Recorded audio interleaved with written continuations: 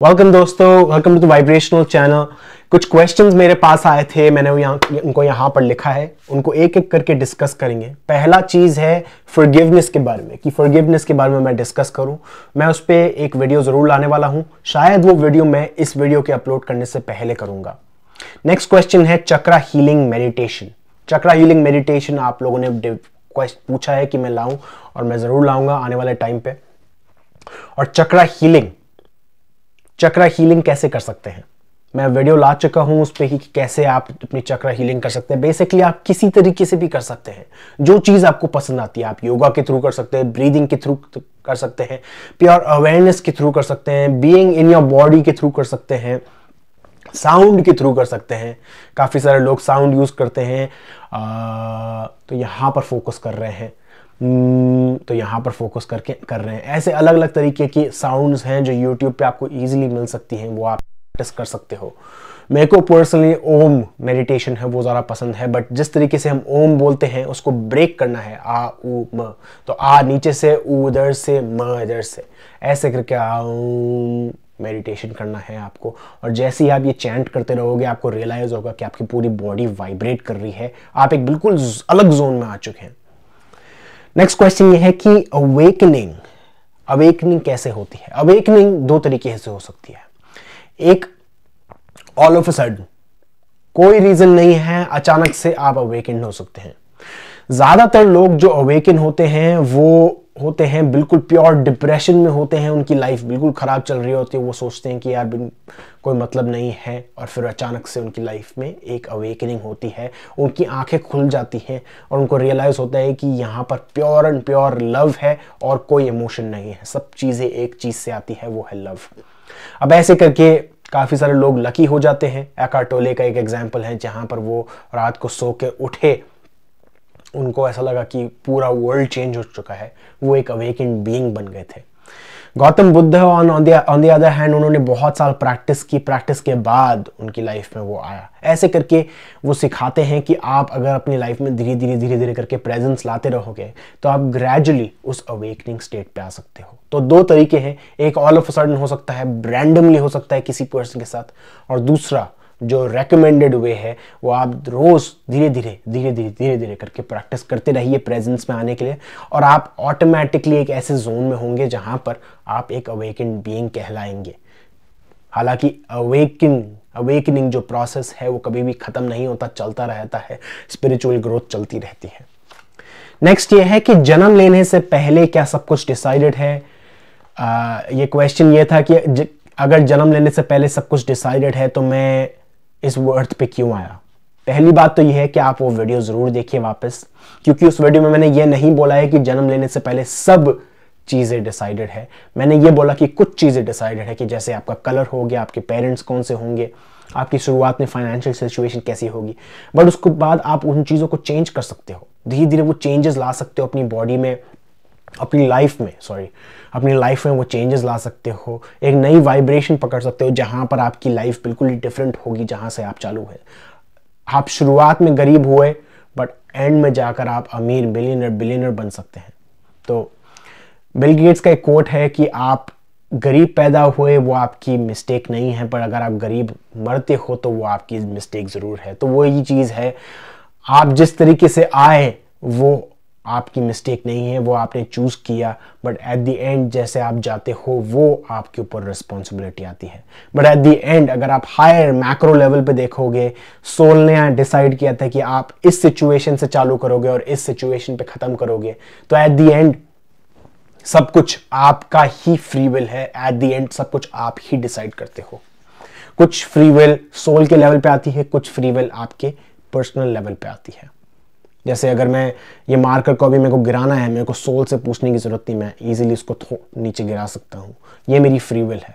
अगर मैं चाहिए तो आज जाके एक मर्सिडीज कार खरीद सकता हूँ, अगर मुझे चाहिए तो मैं आज पेरिस घूमने जा सकता हूँ, वो मेरी विश है, मेरी फ्री विल है। आज चाहिए तो मैं लॉटरी की टिकट खरीद सकता हूँ।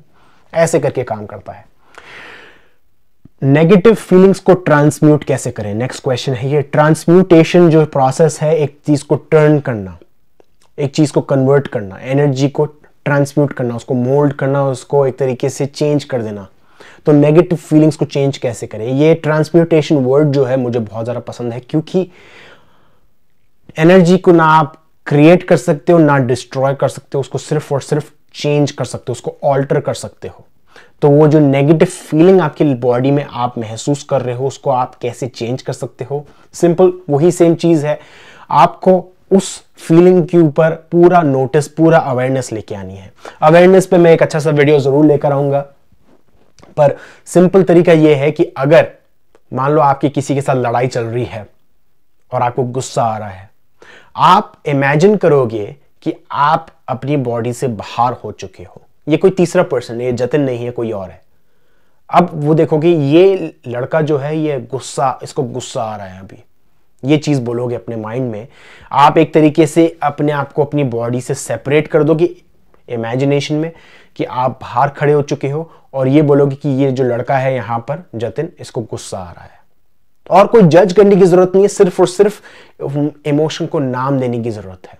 और जैसे ही आप वो नाम दोगे, जैसे ही आप उस पर प्योर अवेयरनेस लाओगे और अलाउंस लेकर आओगे कि हाँ मैं इसको अलाउ कर रहा हूं कि ये चाहे गुस्सा हो, ये गुस्सा हो सकता है उस पर्सन पे, ये चाहे तो उस पर्सन के ऊपर हाथ भी उठा सकता है, ऐसी एक एक्सेप्टेंस लाते हो। पर बात यह है कि जैसे ही आप वो एक्सेप्टेंस लाते हो वो गुस्सा ऑटोमेटिकली चला जाता है। इसको हम बोलते हैं ट्रांसम्यूट करना। क्योंकि क्या कर रहे हो आपने लाइट ऑन कर दी है। अब वो लाइट ऑन करने से क्या हो रहा है, वो अंधेरे वाली जो चीज थी अब वो रोशनी में आ चुकी है। अब आपको पता चल रहा है कि वो आपको गुस्सा क्यों आ रहा है, और आपको फिर पता चलेगा वो गुस्से का रीजन क्या था, उसका रीजन क्या था, उसका रीजन क्या था। वो सब कुछ आता है जब आप अपने आप को डिसएसोसिएट करते हो उस इमोशन से। वही सेम चीज जो कृष्णा बता रहे थे अर्जुन को, अपने आप को डिसएसोसिएट करो उस फियर से। वो फियर से बाहर आके देखो कि क्या चल रहा है यहाँ पर और तुमको क्या करना चाहिए, कौन सा एक्शन लेना चाहिए।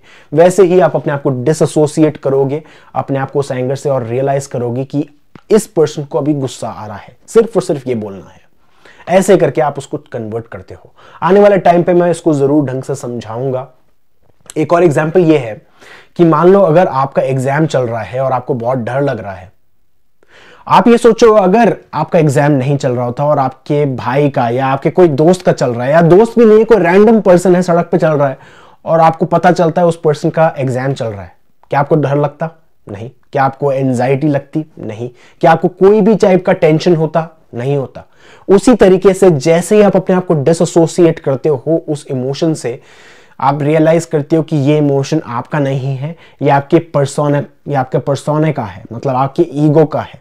और जैसे ही आप उस पर लाइट लेकर आओगे वो इमोशन अपने आप चला जाएगा और इसका रीजन भी पता चलेगा आपको। नेक्स्ट क्वेश्चन ये है, माइंड बीच में आ जाता है जैसे ही कोई मेडिटेशन करते हैं हम। तो ये खैर आपके माइंड का प्योर स्ट्रक्चर यही है कि जैसे ही कुछ चीज करते हो वो माइंड जरूर आएगा बीच में, उसका काम है ये करना। पर अगर आप उसको जज करोगे यार ये साला वापस थॉट आ गई, मैं अभी मेडिटेशन करने बैठा था, मेरा मेडिटेशन बहुत सही चल रहा था, ये थॉट बीच में आ गए, मेरा मेडिटेशन रुइन हो गया। नहीं, वही सेम प्रेजेंस लेकर आनी है आपको अपनी बॉडी में, अपने माइंड में कि अच्छा मेरे को एक थॉट आई है। जैसे बादल आते हैं उन बादल को नोटिस करना है कि ये बादल आया, ये बादल निकल गया, दूसरा बादल आया, दूसरा बादल निकल गया। ऐसे करके आपको थर्ड पर्सन बन के उस चीज को एनालाइज करना है। यही है, इसको अगर आप स्पिरिचुअलिटी को ड्रिल डाउन करोगे एक चीज में, यही है। ये बादल वाला एग्जांपल हमेशा याद रखिए कि आपका माइंड जो है कभी भी क्लियर नहीं होने वाला, कभी भी ब्लू स्काई नहीं देखने वाला। बादल आते रहेंगे, बादल आते रहेंगे, हमेशा आते रहेंगे। उन बादल को नोटिस करना है और उनको रिलीज करना है। वो ईगो का काम है, ईगो जरूर आता रहेगा वो बादल, और उनको नोटिस करके रिलीज करना है। दोस्तों ये कुछ क्वेश्चंस थे। अगर आपके पास और कोई क्वेश्चंस हैं तो प्लीज कमेंट बॉक्स में पोस्ट कीजिए, मैं उनको आने वाले टाइम पे जरूर ऐसे वीडियो में एड्रेस करूंगा या फिर उनके लिए एक स्पेशल वीडियो बनाऊंगा अगर मुझे लगता है कि वो जरूरी है आप लोगों के जानने के लिए। So thank you very much and I love you all.